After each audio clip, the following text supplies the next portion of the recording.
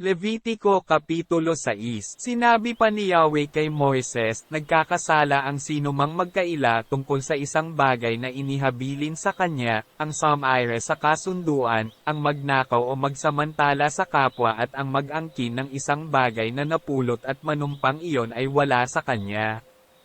Babayaran niya ang kanyang ninakaw, o anumang napulot o inihabilin na inangkin niya. Ibabalik niya ang alinman sa mga ito at daragdagan pa niya ito ng ikalimang bahagi ng halaga niyon sa araw na maghandog siya para sa kasalanan.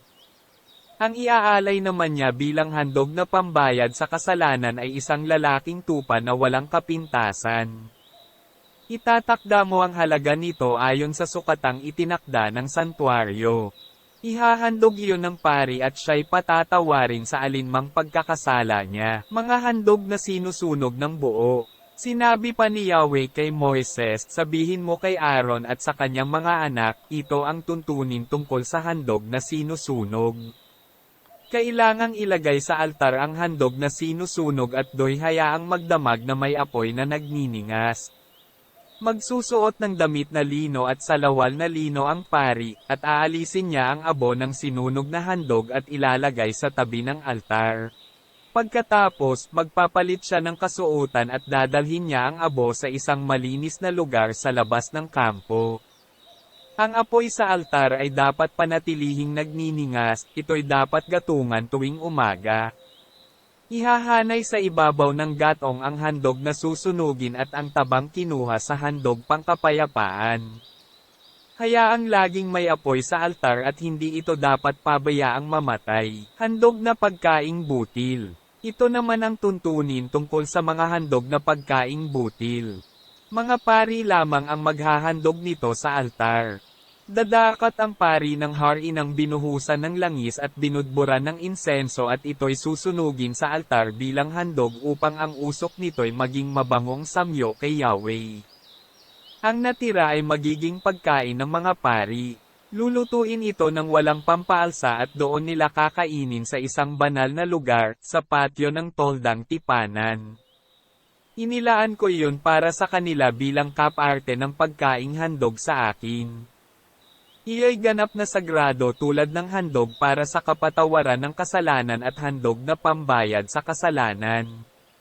Lahat ng lalaki mula sa lahi ni Aaron ay maaaring kumain nito.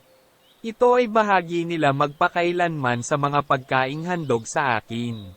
Anumang madampian nito ay ituturing na banal. Sinabi pa ni Yahweh kay Moises, ito ang handog na dadalhin sa akin ni Aaron at ng mga paring mula sa kanyang angkan sa araw ng pagtatalaga sa kanila, kalahating salok ng mainam na harinang panghandog. Ang kalahati nito'y ihahandog sa umaga at ang kalahati namay sa gabi. Ito'y mamasahing mabuti sa langis at ipiprito sa kawali at pagpipira-pirasuhin.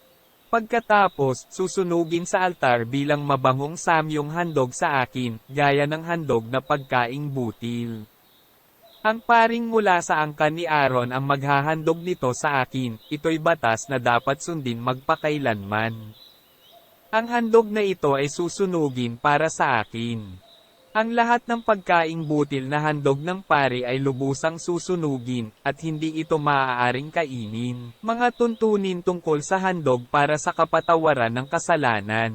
Sinabi rin ni Yahweh kay Moises, sabihin mo kay Aaron at sa mga paring mula sa kanyang angkan, ito naman ang tuntunin tungkol sa handog pangkasalanan. Ang handog pangkasalanan ay papatayin sa pinagpapatayan ng handog na susunugin. Ito'y ganap na sagrado. Ang natirang hindi sinunog ay maaaring kainin ng paring naghandog nito. Ngunit kakainin niya ito sa isang banal na lugar, sa patio ng toldang tipanan. Ang anumang madampi sa laman niyon ay ituturing na banal. Ang damit na malagyan ng dugo nito ay lalaban sa isang banal na lugar.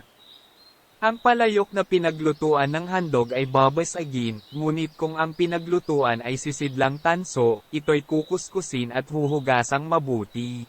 Ang sinumang lalaking kabilang sa sambahayan ng pari ay maaaring kumain ng handog na ito, iyon ay ganap na sagrado. Ngunit hindi maaaring kainin ang handog para sa kasalanan kung ang dugo nito ay dinala sa toldang tipanan upang do'y gawing pantubo sa kasalanan.